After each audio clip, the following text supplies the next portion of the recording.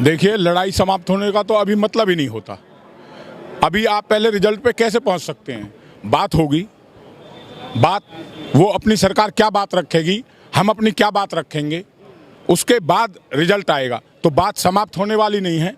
ये किसान बिल्कुल अपनी लड़ाई के लिए बिल्कुल अडिग आज लगा हुआ है, और किसान अपनी लड़ाई नहीं लड़ रहा, किसान आम आदमी की भी लड़ाई लड़ रहा है।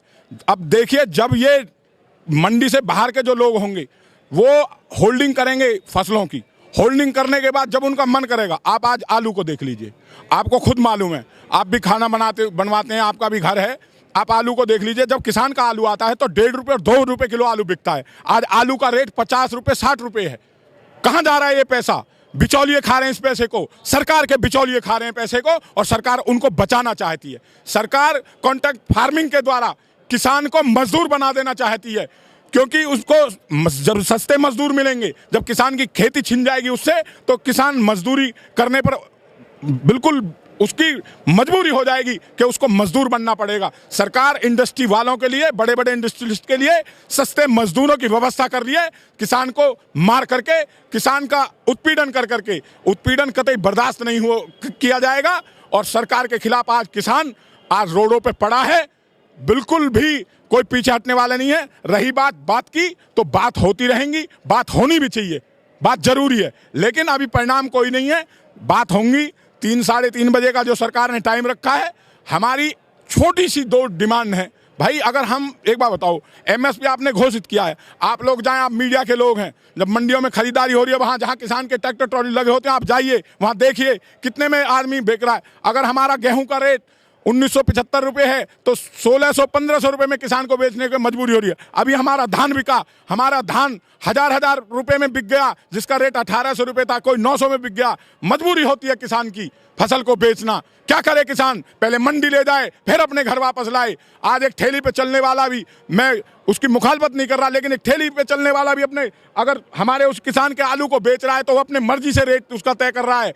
क्यों हमारा हर रेट ऐसे हो रहा है कि भाई सरकार ने तय कर दिया और उसके बावजूद भी किसान के साथ लूट हो रही है? ये लूट सरकार बंद कराए। ये सब सरकार के लोग हैं जो लूट करते हैं किसान की।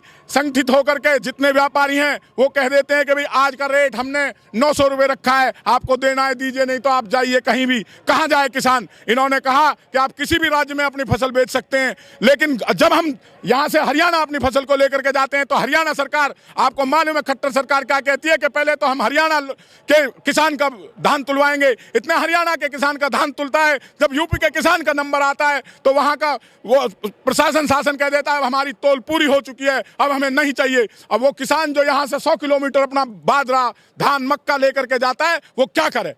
कहाँ ले जाए? फिर उसको मजबूरी बस 500-600 जो उसको दाम मिलता है उसको बेचना पड़ता है। बड़ी किसान की लूट हो रही है। हमारा मोदी जी से ये कहना है, इस किसान की लूट को आप बंद कराइए, वरना ये किसान बिल्कुल इस देश में बहुत बड़ा चक्का जाम एक ऐसा होगा कि ऐसा आंदोलन न कभी हुआ न कभी होगा। भारतीय किसान यूनियन जिंदाबाद, भारतीय किसान यूनियन जिंदाबाद। तो ये कैसे आप लोगों के हित के लिए बन रहा हो? कह रहे कि हित के लिए लाया गया है, घुट घुट के जी रहे थे आप। देखिए, आप किसी चीज को कह दें कि भाई मैंने तो आपका हित मान लिया, जब हमें अपना हित नहीं लग रहा। ये किसान जो रोडों पे है, लाखों किसान, क्या इसको मतलब ये बताना चाहते हैं कि हमें समझ नहीं है? अरे भाई, जब मुझे ये पता है कि मेरा ये इससे भला नहीं होने वाला, और मैं आपसे कह रहा हूँ साहब इसको आप रद्द कर दीजिए, मेरा इससे भला हो ही नहीं रहा, तो आप जबरदस्ती क्यों थोपना चाहते हैं हम पे? आप बताइए भाई। कोई चीज़ हमें ये लग रही है कि भाई ये चीज़ हमारे लिए गलत है। हमें पता है हम किसान के बेटे हैं, किसान हैं, रात दिन हमें पता है कि हमारा मूल्य नहीं मिल रहा उससे। आपने एमएसपी पे 2 लाइन लिखने में दिक्कत क्या है कि जो भी एमएसपी के अलावा फसल खरीदेगा उसको सजा का प्रावधान होगा, कानूनन अपराध होगा। इसमें क्या आपत्ति है सरकार को? इसमें यह आपत्ति है कि उसके जो कालाबाजारी लोग हैं सरकार के, वो कालाबाजारी नहीं कर पाएंगे, इसलिए वो इस 2 शब्द को नहीं लिखना चाहता। कॉन्ट्रैक्ट फार्मिंग में जब हम ये कह रहे हैं, वो कह रहे हैं जी आप एसडीएम कोर्ट तक जा सकता है किसान। क्यों एसडीएम कोर्ट तक जाए भाई?